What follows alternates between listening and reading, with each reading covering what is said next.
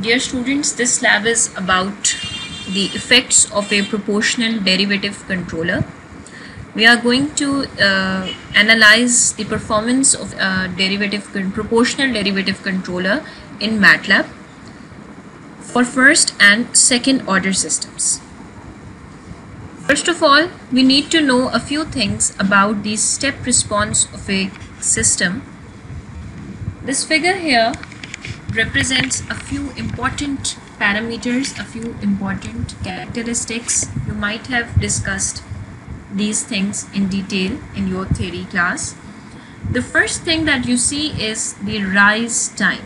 This is the output to a step input for a system, and the time it takes to rise from the 10% to 90% value is 90% value of the steady state. It has to achieve the steady state at some point in time. So the time it takes to reach from 10 to 90% is the rise time of this response. Once the response settles to a value, we said the time required to achieve that settling state is the settling time, represented as Ts, while the delay time is the time required to reach 50% value of the final value. There is another important characteristic, that is overshoot, and overshoot is basically the difference between the maximum peak and the steady state value. So overshoot occurs when the signal exceeds the desired steady state value, and it's just a peak. It's momentary sometimes, and we do not quite want this to happen. So in most of the applications we would want to reduce the overshoot as possible. Let's talk about the proportional derivative controller. When we combine a proportional and a derivative controller, we can achieve a PD controller. The purpose of a proportional gain is to stabilize a lower order system. So a lower order system, that is a system of first order, can be stabilized using proportional gain Kp. But for higher order systems, to gain stabilization, we need some other factors as well. The proportional controller is not enough in this case. Rather, we have to keep changing Kp to a very high value. But if we are increasing the value of the proportional gain, but very slight change will be observed in case of higher order systems. That is why we move on to the derivative controller, and derivative controller is used when we see that the error prediction can improve the control. It means that if we can predict the error in the system and we manipulate that particular value of the error, we take derivative of that output and make corrections to our system, then the error would be minimum as possible. So the derivative control comes in hand when we have to eliminate any sudden change, because if we were experiencing a very normal behavior of a system, and then all of a sudden for a particular input there is a sudden change which we were not expecting, it means that we want to see the error and we want to take derivative of the error. It means whenever we take derivative of a variable, we are observing the behavior of the change of that particular variable. So if we get to observe that behavior, we can tweak the values and we can tune the system to eradicate that value. The table here shows the effects of proportional and derivative controller on system performance. So whenever we change Kp, the rise time decreases and so does the delay time, while settling time observes very little change. The overshoot, however, increases and the steady state error also gets decreased.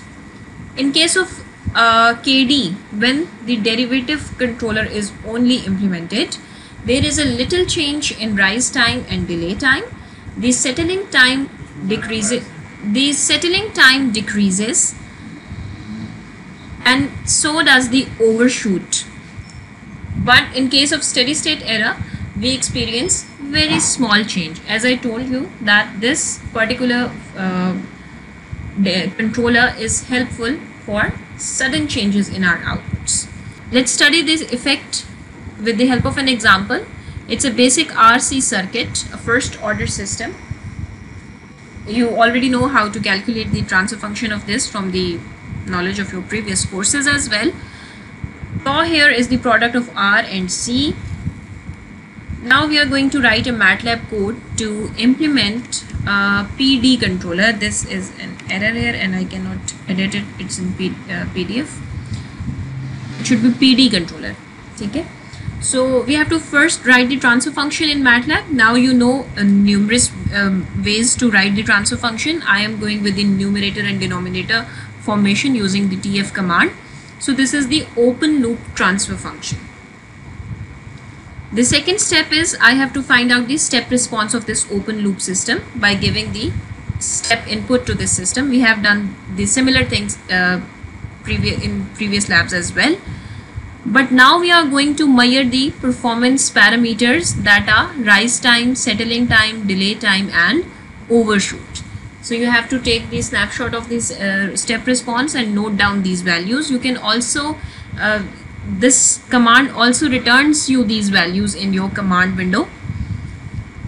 After this, we have to add a proportional controller in the system.